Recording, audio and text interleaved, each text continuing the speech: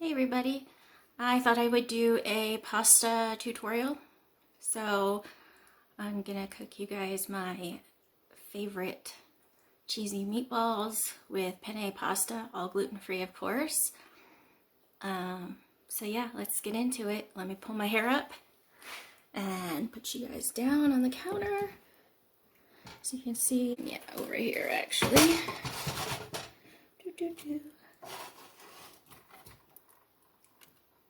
There we go. Okay, pulling my hair up out of my face. I always do that when I'm cooking. Long hair, you don't want it in your food. You guys like my shirt? It's for fibromyalgia awareness. It says it takes strength to tolerate the pain every day. It's got like a wolf on it. I've actually bought 3 of these same shirts because I liked it so much.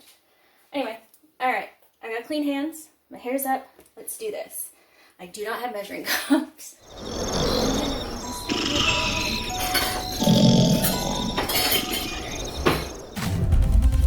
Alright, so in my bowl we have ground sirloin. I swear I make other things besides just constantly ground sirloin recipes. We eat chicken, turkey, sometimes we eat pork, we eat eggs, pancakes, you know. It's just, these are the easiest recipes to film while I'm still figuring out how to edit. But this video will be edited, so hopefully I have it figured out and I can move on to some other recipes. Alright, sorry, there's kids outside. My dog's probably going to be barking a little bit. Alright, the first thing you're going to do is breadcrumbs. Gluten-free breadcrumbs. I get these on Amazon. They come in a 3-pack. I think they're like $20 to $23 usually. So they're not cheap. But I gotta open a second one. It's not quite a cup.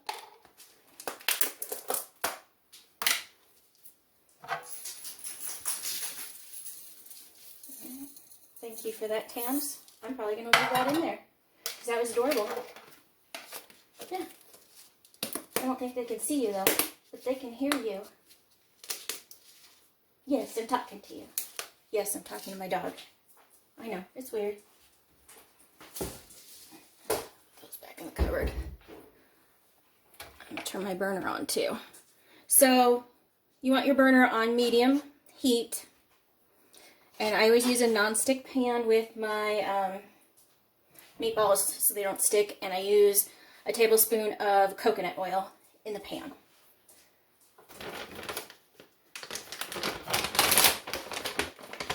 So this is the same recipe I use in my foil packets that I do in the oven as well. And I will be doing a tutorial on that soon. I tried to film one the other day and it was not very good. I was having a bad fibromyalgia day. So anyway, you're going to put in a cup of cheese. I'm using Tillamook sharp cheddar. I love Tillamook. And then you're going to add a couple eggs. So I've got 2 eggs. And I'm using the Happy Company organic free-range eggs. I only eat free-ranged eggs by companies that actually let their chickens outside. Because a lot of free-range eggs aren't actually free-range. They're not in a cage, but they're not free either. So, yeah. I always make sure that they are completely free-range outdoor chickens. And I try during farmer market times to buy it from a local farm. So spring, summer. If I can get over to the farmer's market. But yeah. Same with chicken. I don't eat chicken unless it is free range, outdoor chickens. And then I try as much as possible with beef to make it sure that it is grass fed. I don't know if you've ever tried grass-fed, but there is a different taste. It tastes better. Some people tell you it doesn't, there's no difference, but I can taste the difference. So, but I try really hard to get ethically sourced meat products as much as possible. So I'm just wearing some gloves because I don't like to touch raw meat if I don't have to. Anyway, we're going to start making some meatballs now now that we've got this mixture together. So I don't make them very big. Make them about this size. Can you see that? So it's not super big. These will cook better. So we're just gonna keep making meatballs until you use up your entire mixture. So.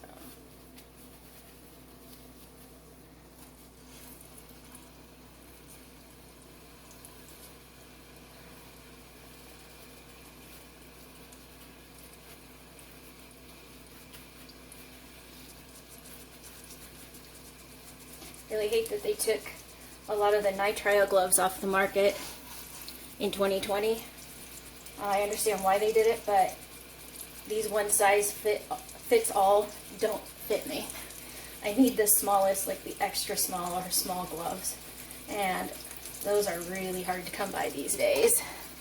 I'm allergic to latex. Those are the only ones that are available in the store in a small size.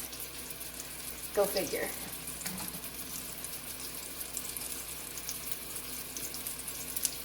I don't know, maybe if I lived in a city it would be different. I live in a small college town. Well, it's a university, but yeah. We don't have as many things available to us as you would in, say, a city. At least I'm assuming direction in a big city. I mean, I've been to them though, so, you know.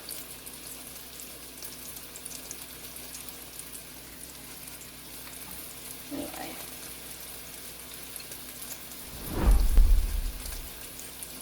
Try as much as possible to make these similar in size, but they don't have to be exact replicas of each other, nor do they have to be perfect circles.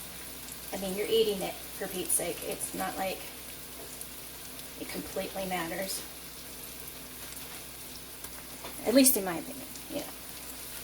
I'm sure professional chefs would argue with me. People eat with their eyes. I understand that, but yeah.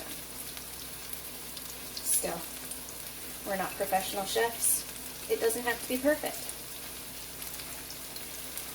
It just has to taste good and be gluten-free in my house.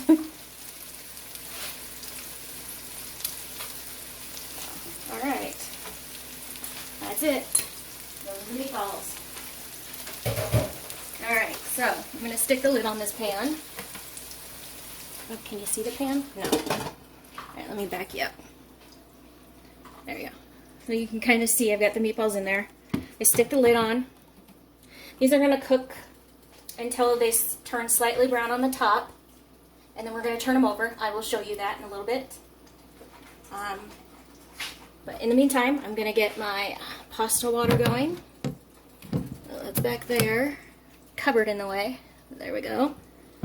And I'll show you the pasta I'm going to be using. This is the pasta. So we're going to bring this water to a boil, which is what I'm going to do now.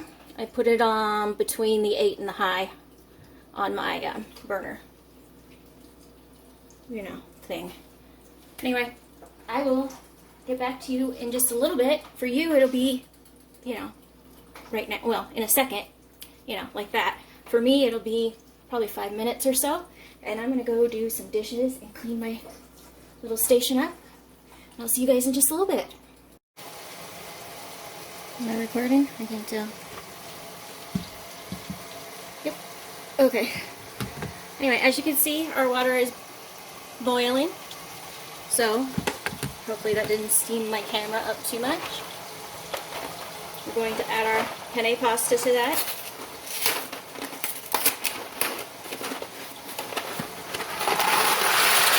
Alright. Just put the whole box in there, and you're going to give it a quick stir as soon as you put it in there. You're not going to, you don't have to salt the water. I mean, you can if you'd like to, but you don't need to. But don't put your lid on super tight on your pan. Just set it on the side like that so it'll continue to boil. If for some reason your water boils over because you filled the pan too high or whatever, you can take a splash of canola or vegetable oil or olive oil and put it in the water. It will not change the flavor of your pasta. Anyway, our meatballs are ready to be turned. So I'm gonna get you guys a close-up of the meatballs. Kinda, yeah, sorta. Nope. Let's try that way. Alright, so you can kind of see they're brown on the top. Alright. The best way I found is a metal spoon that has kind of a curved edge. Or, you know, a curved, obviously because it's a spoon. Duh. Anyway, you're just going to flip your meatballs over.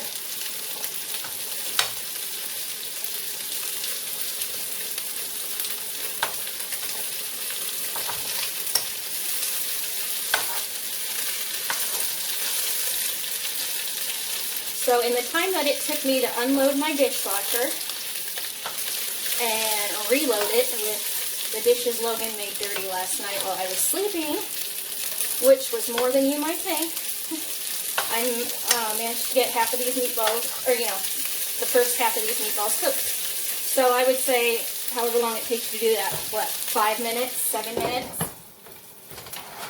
Then you flip them. So I think you could see that they are brown on the top.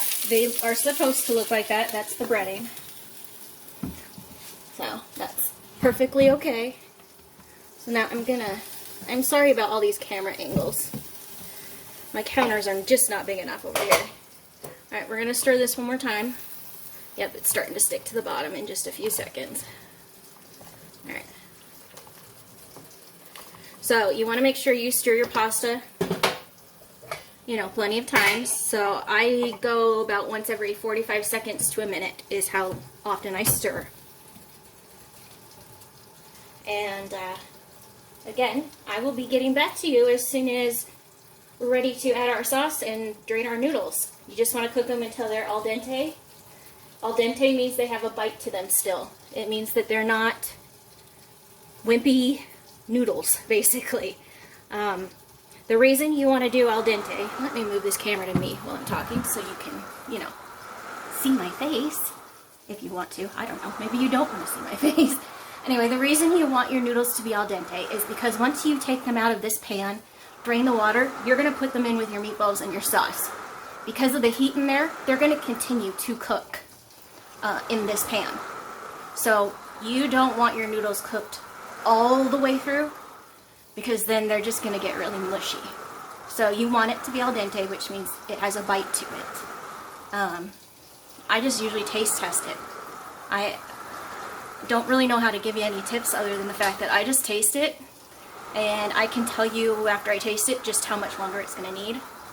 I know that's not helpful to newbies or anyone who's, you know, unfamiliar with cooking pasta, but I would say 5 to 7 minutes, give or take. Yeah, just taste it. Seriously. Alright, I will be back with you guys shortly. And we're back. As you can see, I've got a thermometer in my meatball. That one's done. I always check a couple of them. You need them to be 140 degrees Fahrenheit in the center. So push it almost all the way through.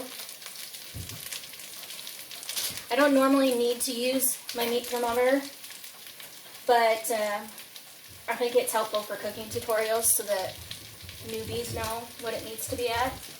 So yeah, my meatballs are all around between 140 to 160, so they're all done. And as you can see, we only turn them once. You only need to turn your meatballs once. Alright, our pasta is also done, so I've turned that burner off. This burner is going to get turned down to low or simmer. And you're gonna add your sauce. I can make a homemade sauce, but most of the time I don't bother. This is my favorite bottled sauce. It's straight from Italy. Tomato basil, organic, delicious. It's made in Italy. I think I said that. But yeah, you can get it at, well, I get it at my Walmart, so I assume most people could get it at theirs. You might be able to get it online too, I assume. Anyway, it doesn't have any sugar added to it, so it's a really healthy sauce. So you're just going to shake your bottle up real good, pour it in there, prepare for the splash zone, which gets everywhere. Alright, we're just going to give that a quick stir with my spoon that I was using on my pasta. So just give that a quick stir. Put the lid back on and let that simmer. And we're going to go over to the sink. I'm going to turn you this way. And take our pasta. We're going to drain it.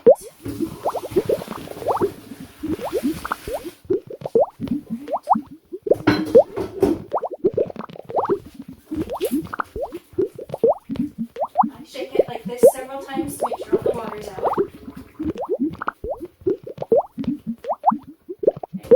Down a minute. I'm going to grab a towel and I'll be right back. I look silly without a head, don't I? Alright, we're going to grab a towel. We're going to grab our pasta.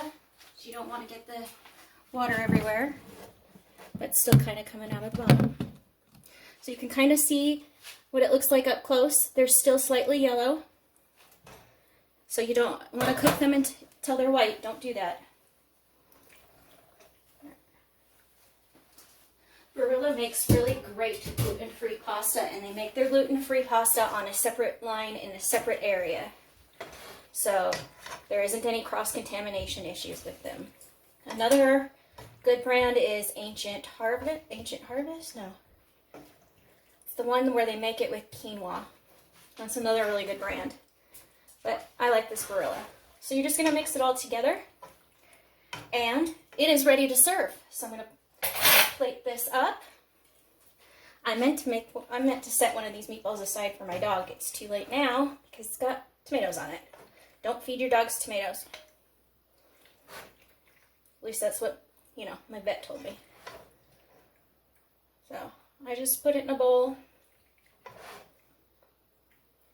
like this.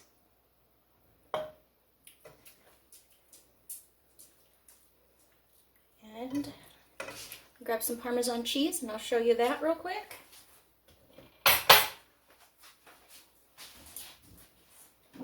There isn't much left in this one, but I've got another jar.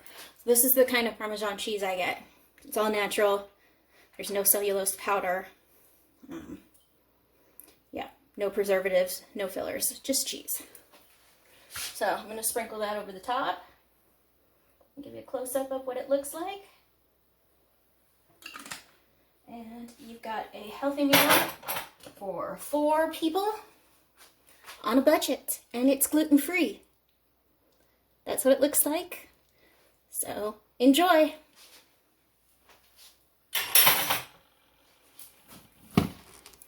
Anyway, I hope you had fun cooking along with me. I hope you make this. If you do, tag me on Instagram. All my social media handles will be below in the description box.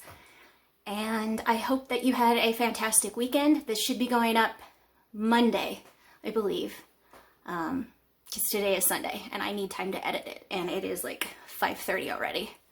And my dog tries to put me to bed at 6. She starts, shoving me towards my bedroom. It's pretty darn cute. But yeah, so I hope you enjoy my quick little outro, and I'll see you guys later. Bye. Love you.